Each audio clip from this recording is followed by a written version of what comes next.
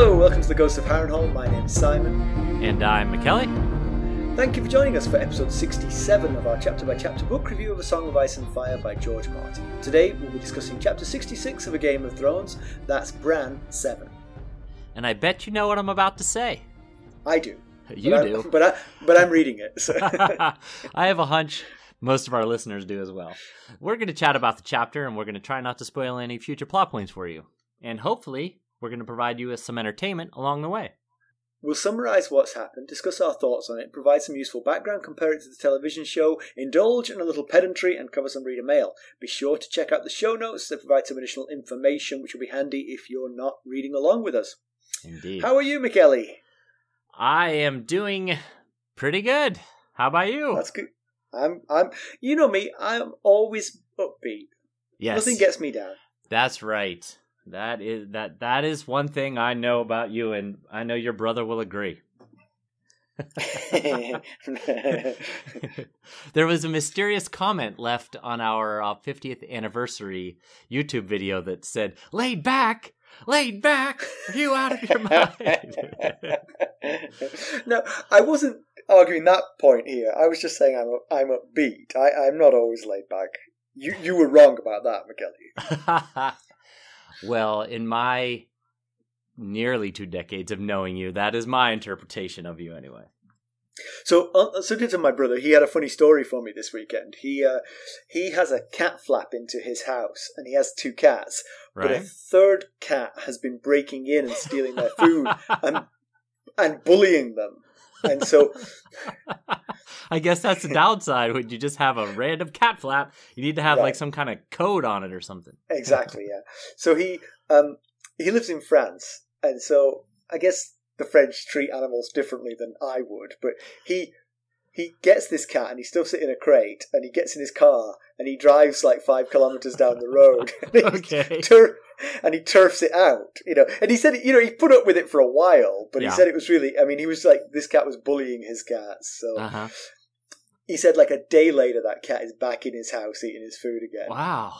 So you don't know what 5 kilometers is. It's like 3 miles. Something like that. Yeah. So I can tell you my dog would not be able to get home if I drove for 3 miles in any random direction. So he gets it again, sticks it back in the crate, puts it back in the car, and now he drives 10 kilometers. Oh, wow. Okay. Doubling the distance, yeah. Mm-hmm. And day and a half later, the cat is back. He's like, oh, I don't believe it. So he says, okay, I'm gonna go further, and if it comes back, it's my cat from now on. I'm just gonna keep it. Okay. So he goes 20 kilometers, which includes crossing a freeway. Like, there's no way this cat can get back this time. He crossed the English Channel. Exactly. That's what I was thinking. Yeah, you're practically into the channel by this point. So 2 days later, the cat is back. No way. Yep, completely. So he's like, well, I made a promise. If you got back, you were my cat, so you're my cat now. So he puts it in the crate again. The cat's like, wait a minute. But just to take it to the vet, because it's a boy cat, and it's got, it needs to be fixed. So he takes it to the vet, and he arrives at the vet, and the vet says, not you again. And my brother's like...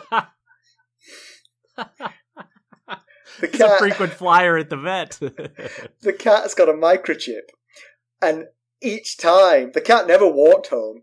People brought the cat to the vet. The vet scanned the microchip, and they dropped it off at my brother's next door neighbour.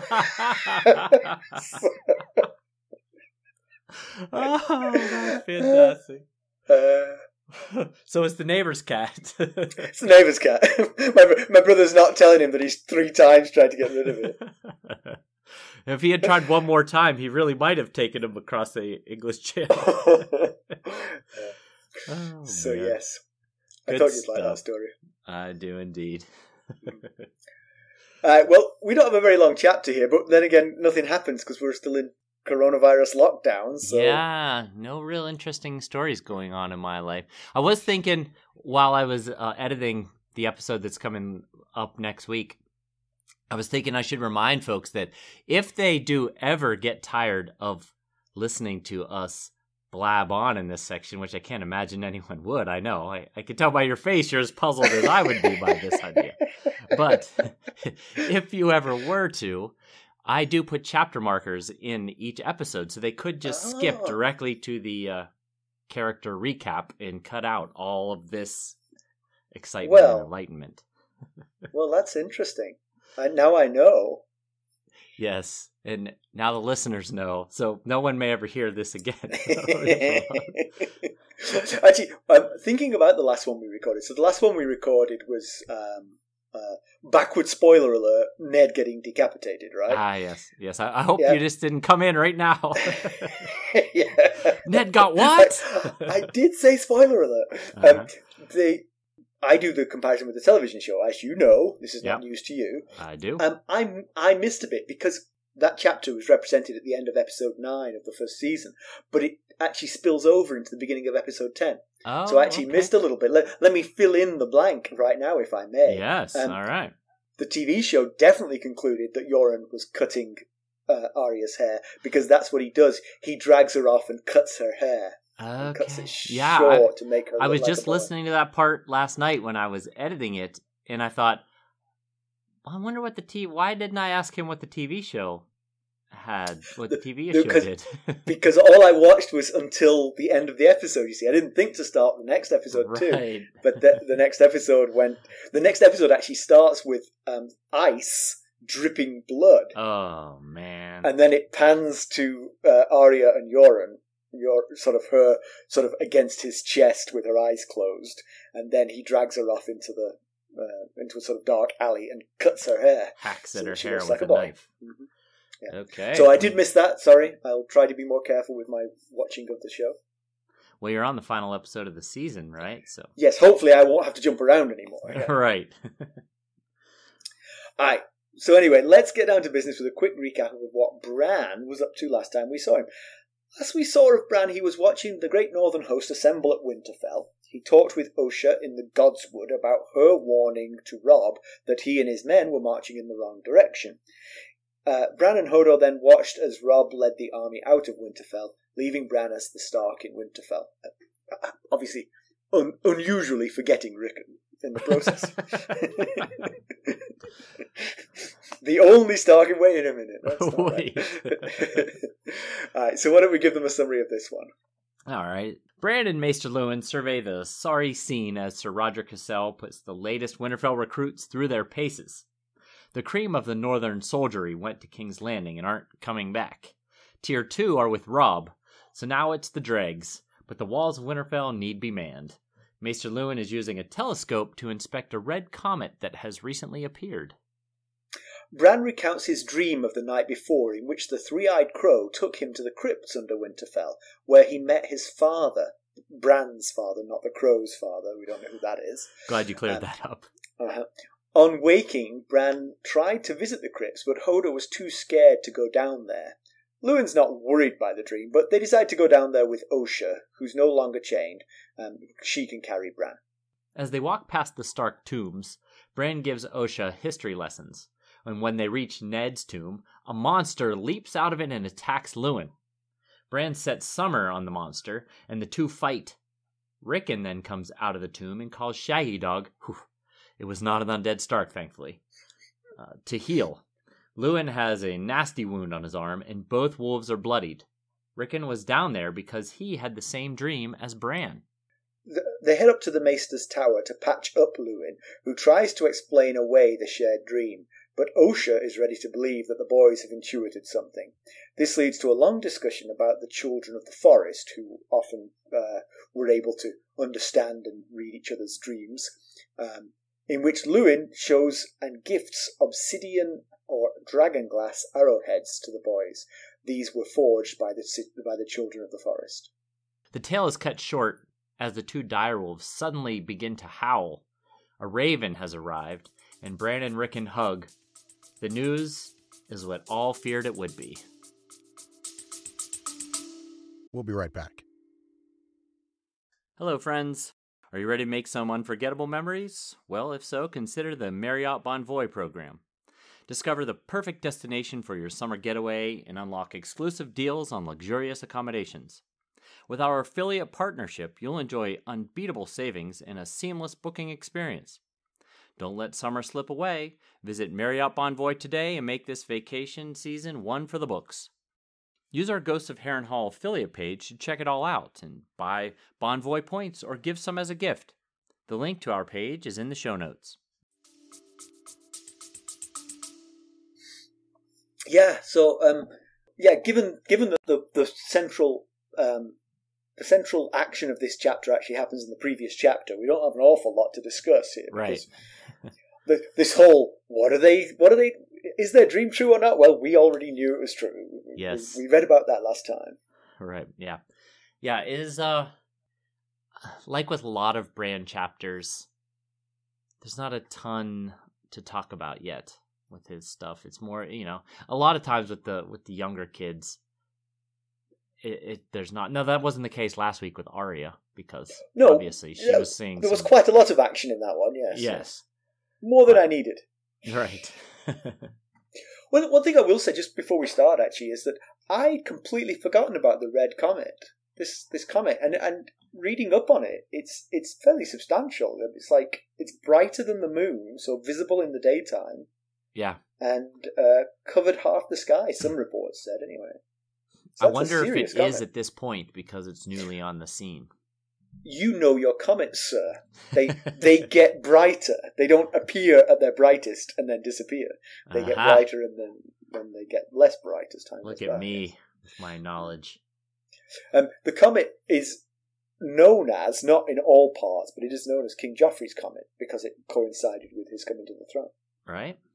Yeah. I'm sure it's got various names in various locations. It does. Yes, obviously. In Essos, for instance, they don't call it King Joffrey's comet. Could not care less about King Joffrey or his comet. And I think in the north, they'll never call it King Joffrey's comet. Right. They might call it Ned's comet. Yes. So the first thing that struck me at the very beginning of the chapter is that it's rather worrisome. So basically, as we mentioned in the summary, Ser Rodrick is trying to condition what few recruits he could muster up to try and create some sort of household guard for Winterfell and the Starks, and it's not going very well. And it's a little bit worrisome that they left the cupboard so bare. And thankfully Winterfell is surrounded by miles and miles of northern land. It's got that going for it. We did talk about this, didn't we? I think when the Northern Army was leaving, the last Bran chapter, we talked about this a little bit. That Winterfell is pretty much undefended, other than by its being deep in the heart of the North. Right. But yes. And it's hard to get to the North by land because you'd have to come via the Neck, and that's not easy to navigate, as we know. But you could sail around it. Yes. And all of the towns and beaches of the north are empty because everyone's gone off to fight in the south. So if you wanted to, this is a vulnerability for the Starks, which that perhaps they haven't thought through.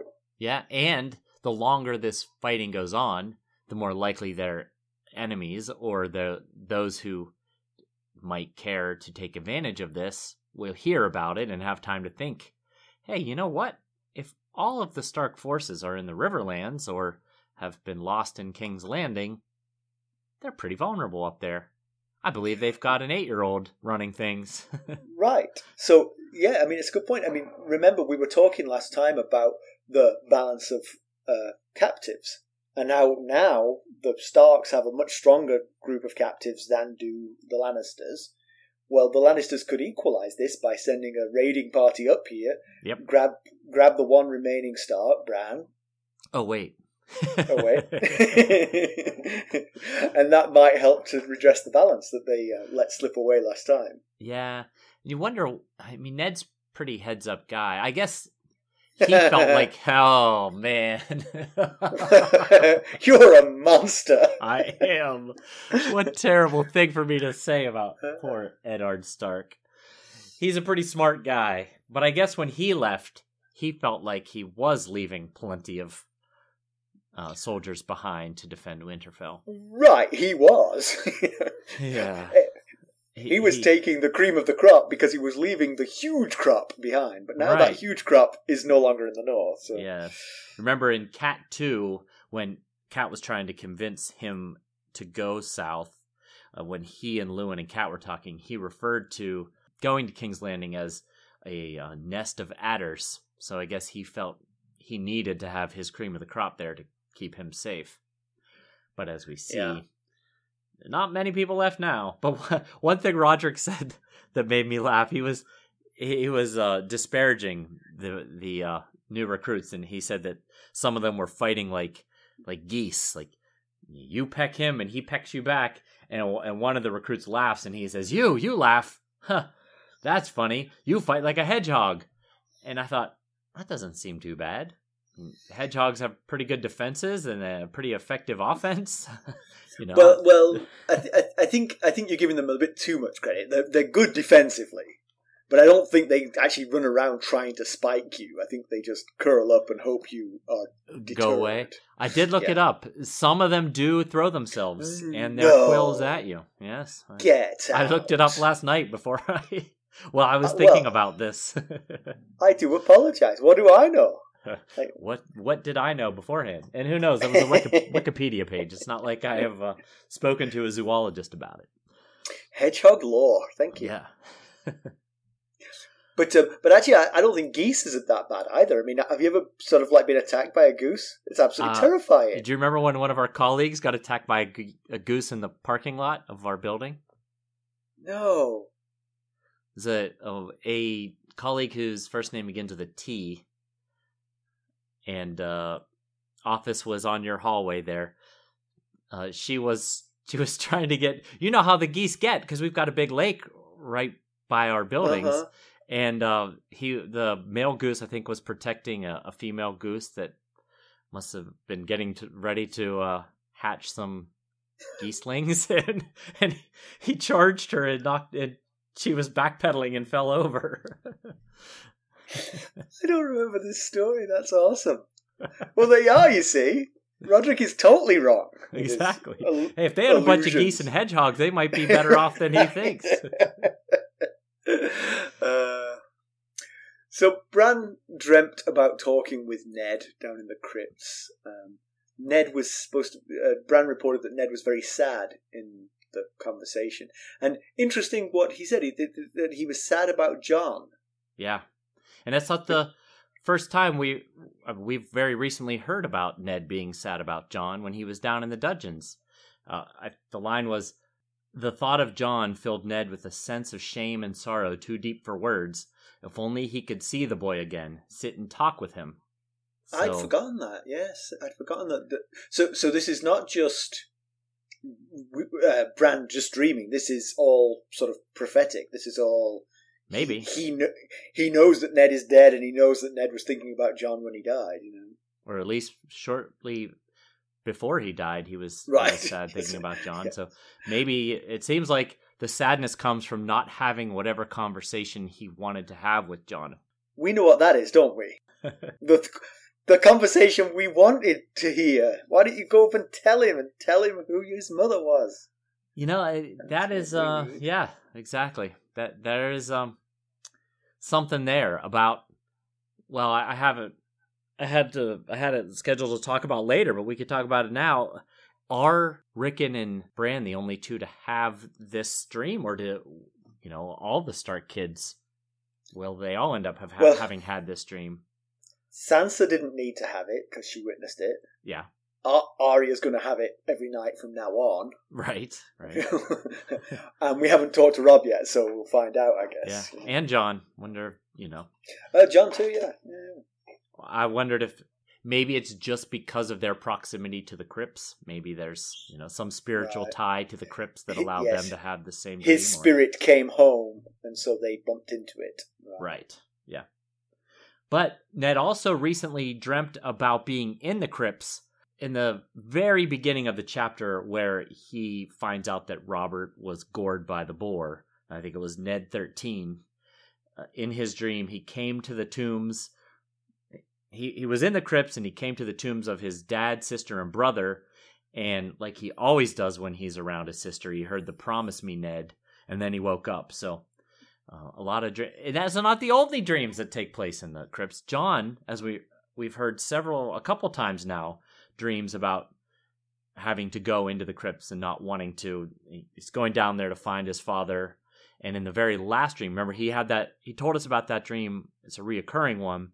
He told us about it first when he met Sam. When he and Sam were sitting outside of the dining hall after the first time they met, he told him that story. And then he mentioned it again, having it again, but it was a little bit further this time. This time he went down into the tombs, and the tombs started opening, and the dead kings and lords of the Starks started to come out of their tombs. So We'll be right back. this episode is sponsored by Audible.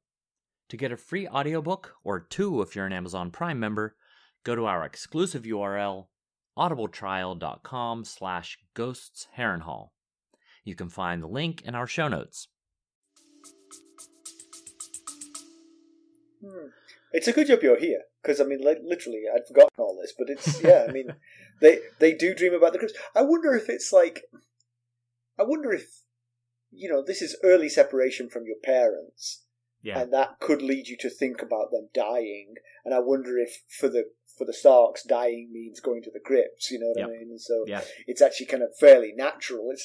Obviously there's a little bit of superstitious magicalness about the fact that Rickon and Bran had this same dream on the same night, but maybe sort of the more general thing of the Stark children dreaming of Ned's death was just a pure consequence of the separation that they're feeling.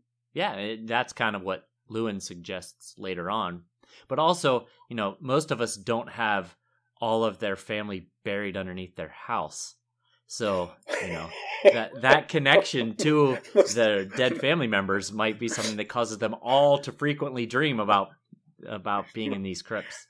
Most of us law-abiding citizens don't have our families buried under the house. It's true. Yep. I can't say we all don't, but most of us don't.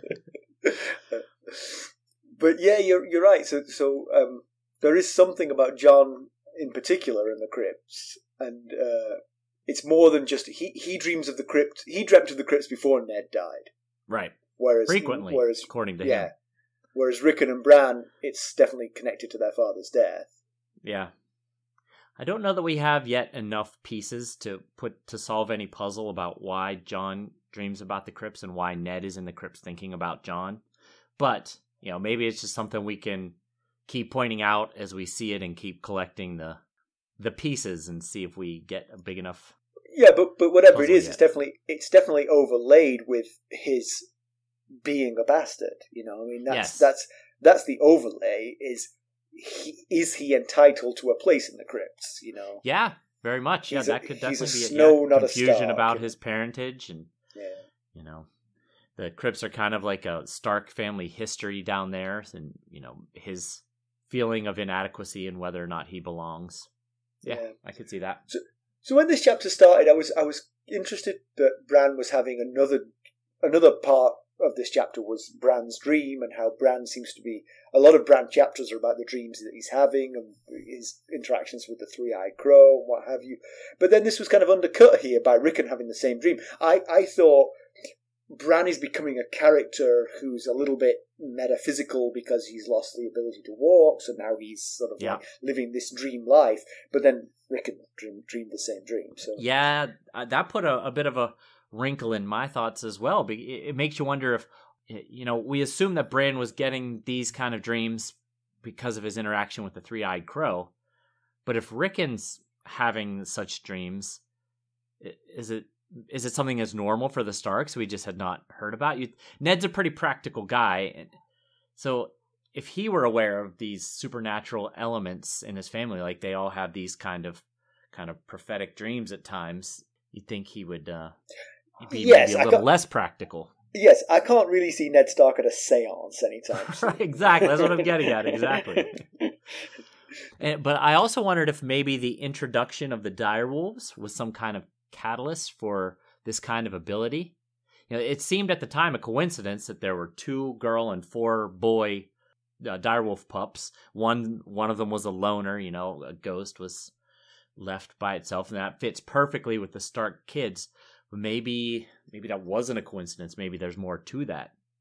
Yeah, I mean, they're creatures that were believed to be extinct, right? And so there they were, practically mythical creatures living amongst them.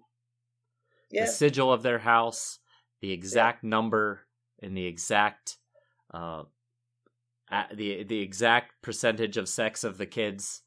So maybe it is more than just a coincidence. And maybe these kind of dreams for the Starks are related to increased others movement in the north of the wall. Right. Yeah, I mean, right back in the first Bran chapter when we met the direwolves, they were talking about that being a sort of historical thing, that the Starks had direwolves in ancient times when they also dealt with Grumpkins and Snarks from beyond the wall. Right, yeah.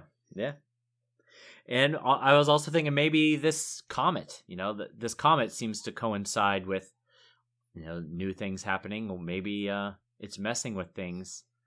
Yeah, I mean, the fact that it's blood red definitely sort of like gives it a, you've got to think that after that crow arrives, the raven arrives telling you that your father's been beheaded, the next time you look up and see that red comet, that's going to make an association in your mind as well. Yeah, exactly.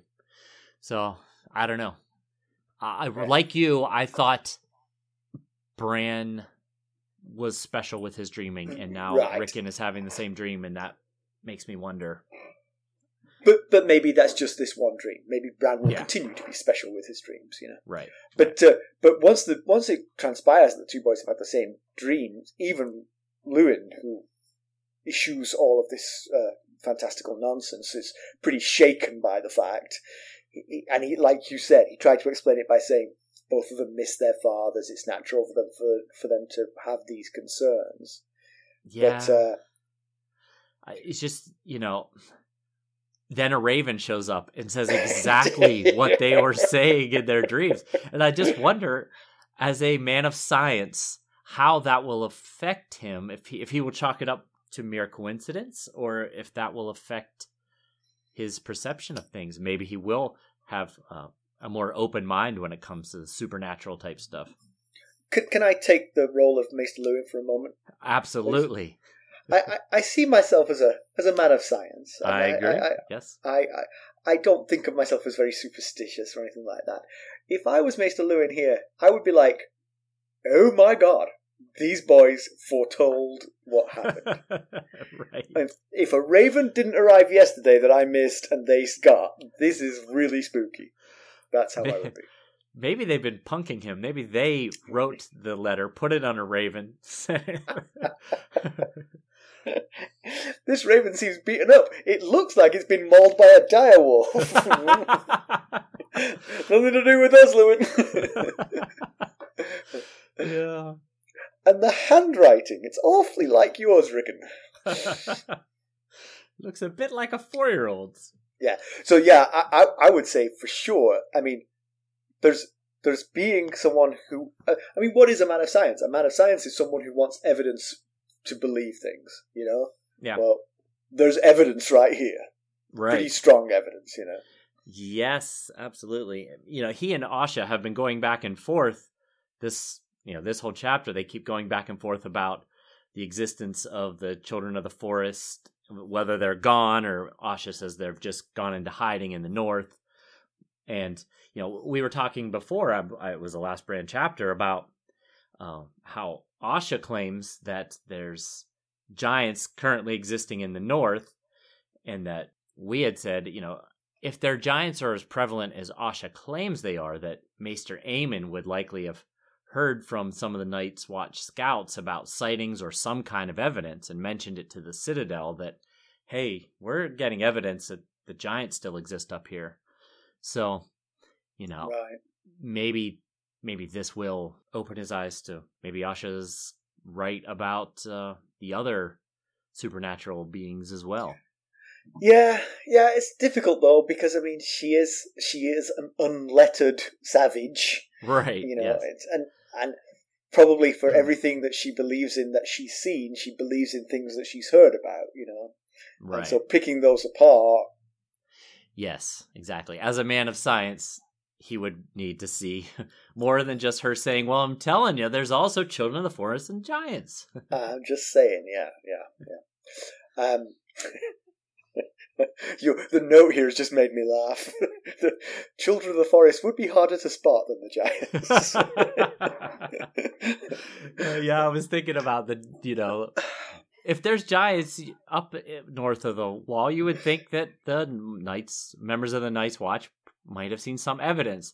It would be much harder for that to be true for children of the forest. Very true. They're smaller and they probably blend in a little better. Yes, indeed. So Osha has been, her chain's been removed, but the shackles, which is the bands around her ankles, have been kept in place, but the chain is gone. So she's free to move around, but has a constant, probably annoying reminder that she is captive. I found that it was a little bit trustworthy of Luwin to allow her to carry Bran down all the stairs, down into the crypts with those shackles around her legs. You get tripped up, they would all go, both go for quite the spill. Well, presumably they don't have anything dangling. They're just like clasps. Oh, you don't think they're connected by the... No, that's the bit that's been gone. The chain is gone, you see. So she's got the clasps, but nothing connecting them. Yeah, I was thinking her arm, like there was something connecting to her arms that had been removed. She just got the metal around her ankles. Exactly. Okay. Yes, that wouldn't be trusting, that would be silly. I Here, thought... you with your feet tied together, carry this child down those stone stairs. That makes much more sense now. I was thinking, wow, that is really dangerous, Luwin. Come on. So she gets a lot of Stark history while they're down in the tombs, including the story of Lyanna's death, which she thinks is very sad, because it is. But she thinks that the empty holes that are waiting for the Stark children are even sadder, and she might have a point there. Yes. We talked about that before. Yeah. The Starks are ever so practical, but that's kind of grim. Well, why don't you dig 6 or 7 holes? Just, just so you don't have to come down and do it later. It's chilly down here. I think it was the very first Ned chapter we talked about how grim it was to already have those holes dug ahead of time. Yeah. And Bran mentions, though, that Lyanna and Brandon are not supposed to have statues when he's giving this history lesson as they walk through. And I think we also mentioned this in the past, but the statues are only for kings and lords, Starks that were kings and or lords. But Ned loved them so much that he had statues put in anyway. Can I just say that is a little bit non-Ned-like? That's a little out of character for Ned Stark. You're right. It is a little bit out of character. I like it. I mean, it makes me want to wipe away a tear, but it's not like him. It's surprising that he would do he's that. more of a letter of the law kind of guy. Exactly. Because any Stark can be buried in the crypts. Obviously, there's holes waiting in the ground for Stark children who may never be lords of Winterfell. It's only they can't. Normally, statues are reserved for lords, and the iron longswords that sit across their laps are usually also reserved for lords or kings, and those are to keep the vengeful spirits in the crypt. That was mentioned in that first Ned chapter. Yeah. So when they get to Ned's tomb, which I think it's strange that Luwin would go to this much trouble, honestly. I agree, yes. Like, okay, you've had a dream which might mean that something's happened to your father, but he's not literally in the tomb, I promise you. But I guess he wanted to show that, so he opens the tomb, and a huge slavering monster jumps out and attacks him. Yeah. I would have passed water. I mean, in the dark as well. I mean, it's like, I said during the Whispering Woods chapter that I thought it was a good one for Halloween because it was kind of spooky. This one would have been better. The actual line is, the darkness sprang at him, snarling. Bran saw eyes like green fire, a flash of teeth, fur as black as the pit around them. That would be terrifying, especially if you're Luwin, because it's literally chomping down on your arm. Although Luwin perhaps was the first to know that it was Shaggydog, because he was Right. like, I've been bitten by this thing before. Good point. Yeah, everyone down there, minus Rickon, would be terrified at that moment. But so Bran sets Summer on whatever it is. I think before he knows that it's Shaggydog, he says, Right. Summer goes and attacks it. Because Summer wouldn't go down. Summer stayed back at the top of the stairs. He refused to come down with them until Bran shouted for Summer, and then Summer came rushing to their rescue. I forgot that. Yes, that's right. I thought he was just there by his heel. But yeah, you're right. But that's then strange now because I would have thought that Summer would have been aware of Shaggydog's presence down there by smell. I agree. Yes. Yeah. Or And maybe that's why he didn't want to go down. Oh, no. There's a jump scare waiting for you. Jump scare, I like it. But what interested me was when the two wolves fight, eventually Rickon comes out and says, Shaggydog, and Shaggydog comes to him. So it's like he has trained him. Right. But he's trained him to be half wild, basically. Yeah. Luwin says to Bran later, not later, like a few seconds later, that Shaggy can't come with them back out of the crypts because he has to be chained, and Bran thinks in his head the or killed. But I thought maybe someone should have been helping the 3-year-old train the incredibly dangerous wild animal. They might not be. They might not be. I mean, you just left it to the 3-year-old? Yeah, he's absolutely trained the wolf to the best of his abilities, to the level of his own moral code. Right. But he is 3, so how is he supposed to know that you shouldn't bite people? Yeah, I don't know. I've been wondering this all along. Like, I know he's 4 now, but through most of this book, he's been 3. Right. Yes, he's 4. Yeah. I mean, now no excuses, Rickon. Right. But I thought, then they go back up to Luwin's tower, back, Luwin's chambers where he lives, and first he says, "No, this isn't happening," because Bran says, "Come on, we're all going to go up to your tower," and he's like, "Nope, sorry, that's not happening." And Osha's like, "Well, Bran's the Lord here, so we're going because he said so." And they get up there, and there's more kind of chaos going on up there, and I just thought Luwin has amazing patience. Like, so far, he's indulged Bran's crazy dream talk enough to take him down into the crypts. Then he is attacked by Shaggy, overruled by an 8-year-old about Shaggy, and taking 2 direwolves and Rickon, who's just as wild, up into his chambers. Osha keeps going on and on about the children of the forest and the giants, contradicting everything that he says. But still, he's like keeping his cool. He's helping Bran with counting lessons, and he's helping Rickon with counting lessons, and he's giving Bran history lessons. I would have snapped at these little brats hours ago. You raise an excellent point. In fact, I think for me that the cherry on the top of this awful Sunday that he's being forced to drink is that while he's having his arm patched up, his horribly mauled, bloody arm patched up, the perpetrator is sitting in the room licking its own wounds, like he belongs. Right. I can do it again anytime I want. And the person putting, the bandages on his arm keeps contradicting everything he's telling Bran about the children of the forest. Oh, where's that chain?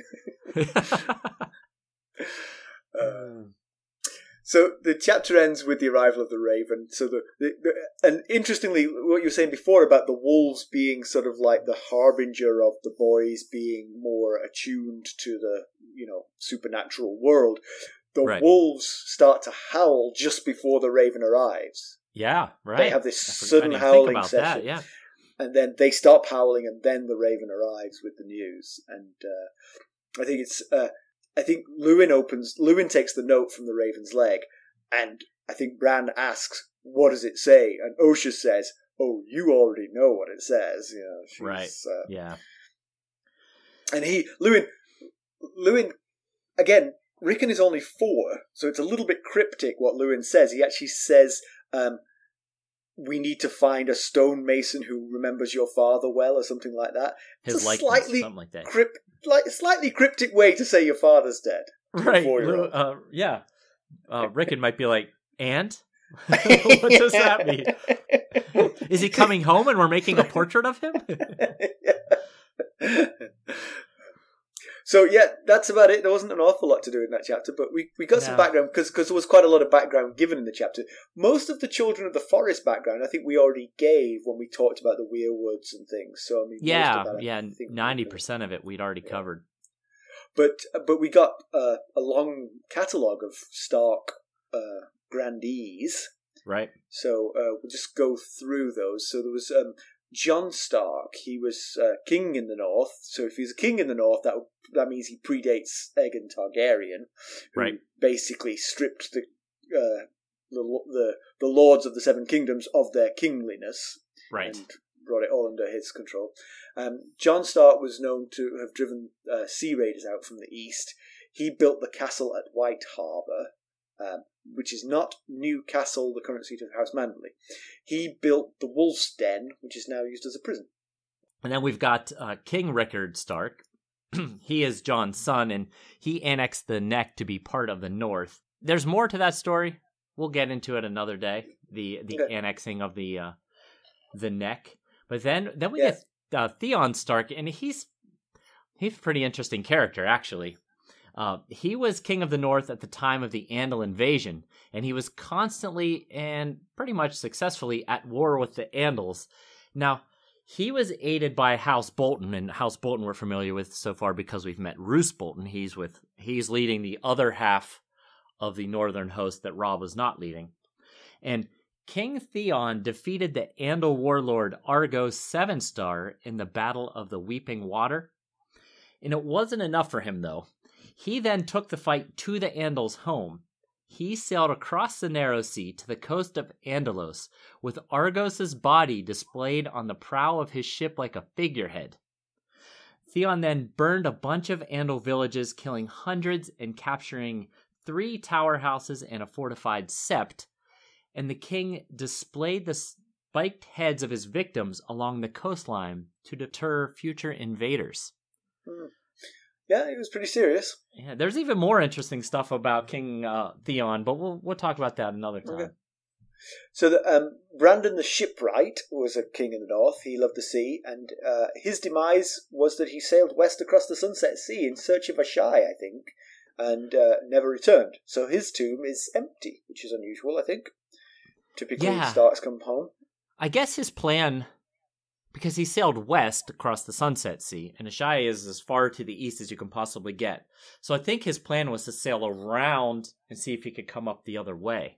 I guess, because either that or he was really bad at directions, because he went west to go really far east. Yeah. And Brandon the Shipwright was succeeded by his son, Brandon the Burner, so named because in grief over his father's death, he burned all the ships that he took, right, because he didn't want any part of that. Roderick Stark is known to have won Bear Island for the North from the Ironborn. Possibly just a rumour, but that he won it through a wrestling contest. According to the World of Ice and Fire, some maesters believe that there is truth to that story. The kings of the Iron Islands often felt the need to prove their prowess and right to their crown with feats of strength. Other scholars question the tale and suggest that Roderick won the island back with his clever words. Boring. Yeah, I don't know. Winning a whole island with your smarts, it could be interesting. Yeah, I guess so. Then we get Torrhen Stark. He's the king who knelt. Yes. So the last Stark king, right? Yes. Yes, he knelt to to Aegon, the Conqueror, and he became the first Lord of Winterfell instead of King of the North. And we'll do a proper background section on him in a future episode because there's plenty of information on King and then Lord Torrhen Stark. But just a word here. Ned, you see, you can bend the knee, basically, Ned. You could have bent the knee. There's precedent for it. You didn't have to be so stubborn. Yeah, of course, Balerion staring you in the eye makes it a little easier to drop to that knee. I'm betting Ned would have knelt too if Balerion had been on the other side. But with hindsight, Joffrey Baratheon was just as dangerous as Balerion the Dread. Turns out, yeah. Yes. Who could have guessed? And then we get Cragen Stark. He's known as the Old Man of the North, as he was Lord of Winterfell for the reign of several Targaryen kings. And there's good info for a proper future background section on him as well. But one detail that I found particularly interesting is, according to a wiki of Ice and Fire, Cragen was born in 108 AC. That is pretty well known. However, his death, he died somewhere between 157 and 209 AC. So he either died at 49 or 101. I found that to be rather interesting. Here's their philosophy, if you're interested in. Cragen had a son die in one of the final battles during the conquest of Dorne. This battle occurred in either 157 or 158 AC. The son was Cragen's heir at the time, indicating that Cragen still ruled Winterfell, so he was still alive. So Cragen died in 157 or after. Also, Cragen was succeeded as Lord of Winterfell by a son who died at the latest in 209 AC. Therefore, Cragen could have technically died in the same year as the son, but not after, meaning that 209 is the latest possible year of the death for Cragen. So, he was either 49, he was either 49 or 101, somewhere in between. That's like the story of... Did you see the stat about Bernhard Langer, the golfer, this week? I did not. So he played in the Masters and he made the cut, you know. Yeah, he did very okay. Well. He has now played in major tournaments against two players born 100 years apart. Oh, wow. His first major tournament, he played against a guy who was born in 1902. Guy was 74 at the time. I don't even remember the guy's name. But in the Masters this Gene week... Sarazen? Yes, that's the name. Yeah, very good. Look at you and your golf. I was a professional golf writer once upon a time. Right. in the Masters this week, he played against a guy born in 2002. So he's wow. now played in... What a cool stat! Isn't that crazy? That is. That's really Look neat. at me with my golf stats for you. Yeah. So there you go, you see. So Bernhard Langer died somewhere in between 1902. But that is interesting. So Bran also talks about his grandfather, but he gets some of the information wrong, right? He tells Osha that his grandfather Rickon was beheaded by Aerys Targaryen. Right. But he was... there is the whole revelation to how Rickard and Brandon died, and we'll let the story tell us that, but it wasn't beheading. I'll say that. Interesting. So I found that interesting. Obviously, George Martin must have known that, so he must have just thought, this little kid probably might not know exactly how his grandfather died. He just figured it was beheading. So. Or you found rock solid pedantry. One or the other. The same. I'm going to bet that he knew, but it's possible, I guess. Yeah. The other two people that Bran talks to Osha through are Lyanna and Bran Stark, and we already know them pretty well. Right. So the other background in this chapter is about the Children of the Forest. We've preempted Luwin a bit on this one. We know that their green seers carved the faces in the Weir Woods and can use those faces to see from afar. We know that when they encountered the first men who'd crossed the land bridge from Essos, they fought wars with them and eventually used their magic to break that land bridge. A truce was called that kept the peace for 4,000 years. The pact, that truce marked the end of what's known as the Dawn Age and the beginning of the Age of Heroes. The arrival of the Andals between 2,000 and 6,000 years ago and the Faith of the Seven ended that truce. The Andals destroyed the Godwoods and what the remnants of the Children of the Forest were forced to flee. Only in the north did the first men defeat the Andals, courtesy of... I should remember this. We just talked about it 2 minutes ago. Which Stark fought the Andals? No, which Stark fought... It was Theon Stark, yes. Got it. Just in time. So only in the north did the first men defeat the Andals. They threw back every army that tried to cross the neck at Moat Cailin.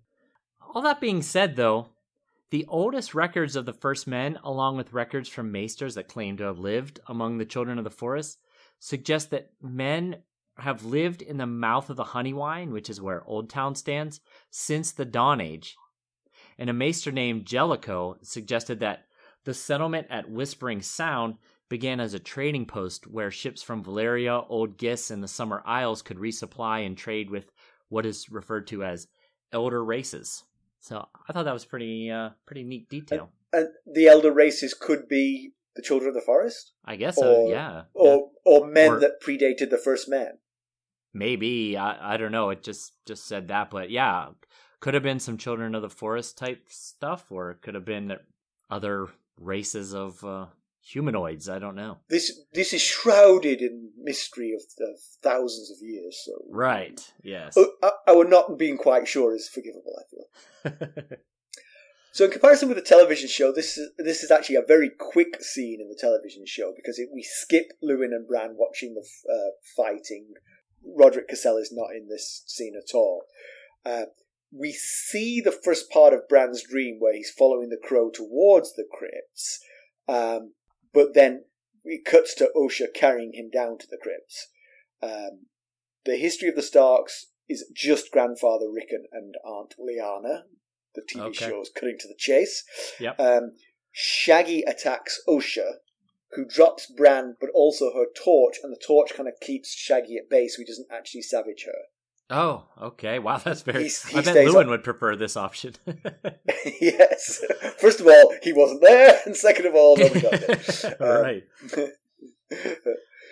When they're leaving the crypts,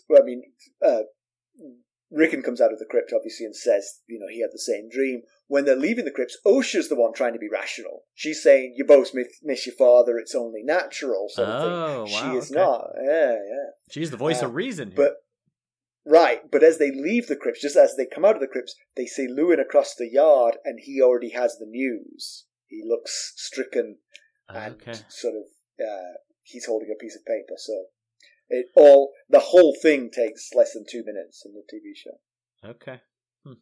Same, ultimately the same end, just different way of getting there, I guess. Yeah. Pedantry. How in the heck did Rickon get down in the crypts? And how did he find the grave in the pitch darkness? Oh, yes. I mean, I know he's 4 and a Stark, so he's basically a man-grown. But still, even an adult would have trouble navigating cave darkness. Surely he's too young to be firing up his own torch and he can't be much bigger than the torch as a 4-year-old. But he might have had the torch to get down there, and he might have gone out when he got there, and so then he got into the tomb to sort of sleep or something. Yeah, maybe because he's Rickon. Maybe he lives down there. I mean, we don't know where he was prior to this. Right. He might have been down there for ages. I once went down into caves in Western PA. They're called Laurel Caverns. And there's a point where, you get into this chamber way down in the depths of the caves, and they shut out all the lights that they have on. And like the level of darkness is just crazy dark. It is absolute darkness. Mm-hmm. And I would have to imagine the crypts would be fairly similar to that. So I would think so. Yes, I would think so. If he didn't have a torch, I do not understand how he managed to make his way to Ned's grave site. Yeah. So news and notes, you got something about your Saxon series.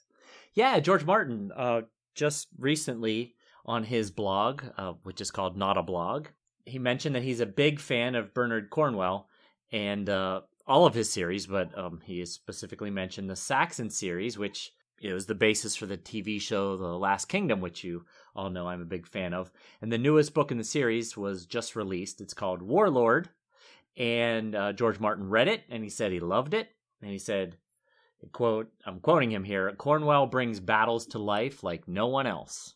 So, very nice. If you're interested, it's out there. go Yeah. go get it. We did have one idea, which was if anyone's got any pedantry of their own, it can be chapter specific if you want, like we do, but it can be sort of broader than that if you've got something. We know that people enjoy the pedantry bits, and so if anyone's got anything they'd like to contribute, do reach out, and we'll certainly include it. Yeah, absolutely. Yeah, we get plenty of communications from people saying that, they've thought of the same. They're glad to hear someone voice thoughts that they've had. So there's got to be thoughts that we haven't voiced. So send us in. For sure. As long as it's not a spoiler, we'll put it on the air. If it is a spoiler, we'll wait until it's not a spoiler, then put it on the air. I still remember an episode where during the introduction we thought of some clever pedantry, and by the time we got to pedantry we'd forgotten what it was. So there was one for sure where we missed some pedantry. Right. That was the one where we sat for at least 5 to 10 minutes of just like dead air silence trying to think of what it was. Just racking our brains. Dear listener, McKelly did edit out before he published. That would have made a terrible outtake. All right, let's conclude. Yes, sir. So it is desperately sad for Rickon and Bran. I mean, it's easy to forget that while we're making jokes, but I mean, these are two little boys who've lost their father. They're too young for this news, and when the people who are there to comfort them are Maester Luwin, Rodrick Cassel, and Osha, that's not that's not a soft feather bed of comfort they're looking forward to. Yeah, hopefully, maybe between the trio, they'll get what they need. They can get their safety and security from Rodrick, their education from Luwin, and maybe some compassion and understanding of fantasy, supernatural type things from Osha. Maybe with the three of them, they can cobble together what's necessary to raise these boys. Yeah. I mean, yeah, you're right. Between the three of them, they wouldn't be as bad as Sam Tarly's father. Right. Yes. Yeah. But yeah, these poor kids, they keep losing everyone that they love. Kat still hasn't come back, and she's not likely coming back anytime soon. She's heading in the wrong direction, as is Robb. And, we had hoped that if they broke the siege at River Run, maybe a hostage trade could end the conflict. But now, with, the killing of Ned, war seems destined to break out here. Like we talked last chapter, it doesn't seem like just a simple trade of hostages is going to patch things up. Yeah, but you are right that Osha was very kind to the boys in this chapter. She was understanding and sweet and also listened to them. Luwin was trying to argue their thoughts away, whereas she was like, "Oh no, you've got a point," and taking their side against Luwin as well, which is kind of right. Nice. Yeah, she was holding them when the Raven came. She was holding both of them and kind of rubbing their heads, and it seemed very very compassionate to them there. Yeah. So McKelly raised a good question. Actually, did all the Stark kids have this dream, or at least the ones who didn't actually witness the event? Did Robb and Jon have the dream too, or was it just because a proximity to the crypts thing that brought it to Rickon and Bran? Exactly. And why are they having these dreams now? We thought perhaps Rickon had become something because of his injuries. He'd become Bran. more one of them. We thought maybe that Bran had become more, because of his injuries, had become more attuned to the sort of supernatural, but Rickon's having the same dream too. So is it that just the presence of the direwolves in their lives that's made them more susceptible to these kinds of things? Right. Or is it a Stark trait we just haven't heard about yet? Right. Possibly, yeah. And we've mentioned this a couple times, but maybe it wasn't the greatest idea to leave Winterfell with so desperately short on defenses. Yeah. But, I mean, they've got Shaggydog. He'll take care of a lot. That's a good point. Just put him up on the walls. leave the gate open and Shaggydog off the chain. Yeah. Maybe open the gate. Let Shaggydog off the chain, out of the gate, then shut the gate. All right. So, as always, you can reach us at ghost.harrenhall@gmail.com. You can follow us at Twitter @GhostHarrenhall. We're on Facebook, Instagram, and YouTube. And if you wouldn't mind going out and leaving us a rate or review, we would greatly appreciate it. It would really help us, goes a long way in helping us grow the show. Yeah. Thanks for listening. Thanks. Bye. Bye.